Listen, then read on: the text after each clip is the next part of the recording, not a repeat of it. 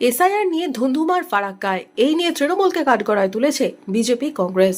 এদিন ফারাক্কায় বিধায়ক মনিরুল ইসলামের উপস্থিতিতে বিডিও অফিসে চলে ভাঙচুর। ভণ্ডুল করে দেওয়া হয় এসআইআর এর শুনানির মাঝেই ইআরওর চেম্বারেও চলে ভাঙচুর। উপস্থিত ছিলেন খোদ বিধায়কের অনুগামীরা ভাঙচুর চালান বিডিওর চেম্বারেও। মিটিং হলেও চলে ভাঙচুর তাণ্ডব। এই নিয়ে তৃণমূলকে কাঠগড়ায় তুলেছে বিজেপি। দেখুন, তৃণমূল কংগ্রেসের মনিরুল বলেন আর আমিরুল বলেন, এরা প্রত্যেকেই তো ধ্বংসের রাজনীতি করতে, ওরা ধ্বংস করতে এসেছেন। ওরা ভারতকে সুরক্ষা দেওয়ার জন্য, ওরা তো ভারতটাকে আলাদা করতে চাইছে। বিডিও অফিস ধ্বংস হবে, এটা তো স্বাভাবিক। পুলিশ প্রশাসন দাঁড়িয়ে থাকে কেন?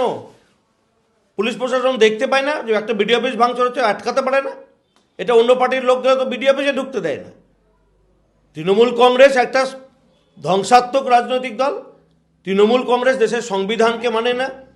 তারা এই মুর্শিদাবাদ জেলা শুধু নয়, অনেক জেলাকে বা এই বাংলাটাকেই আলাদা দেশ গড়তে চায়। সেই জন্য জেহাদিদের মতো কাজ করে, ধ্বংসাত্মক রাজনীতি করে, হত্যার রাজনীতি করে, ধ্বংসের রাজনীতি করে। এর আগে সিএএর সময় ট্রেন পুরানোতেও এরা ছিল।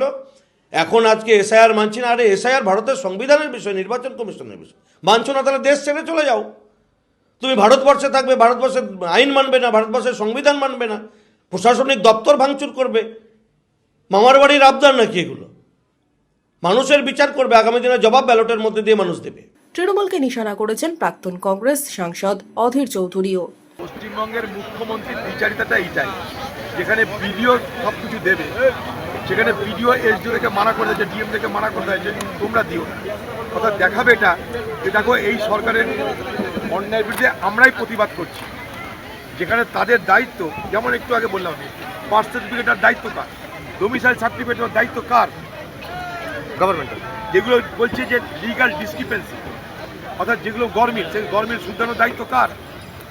নির্বাচন কমিশন দিল্লিতে, তার হয়ে এই পশ্চিমবঙ্গের 88,000 তৃণমূল সরকারের কর্মচারী কাজ করছে।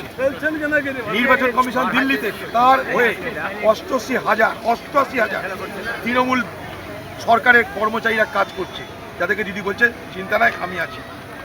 তাহলে বুঝুন গোটা গেমটা।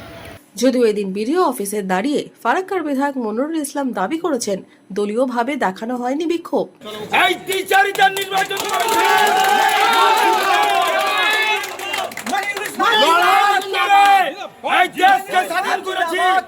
আর ফারাক্কার মানুষকে বাঁচাতে গিয়ে যদি গুলি খেতে হয়, মনিরুল ইসলাম আগে গুলি খাবে। আরে আমার 7টা ছেলে আছে না 9টা ছেলে আছে, তোমার দেখার কি আছে? তোমার দেখার কি আছে? নির্বাচন কমিশনার, এই যে আন্দোলন চলছে, এই আন্দোলনে যদি আমরা সুরাহ না পাই, এই যে ধর্ণা লাগলো, একটিও কাগজ আমরা দেখাবো না। মরতে রাজি আছি।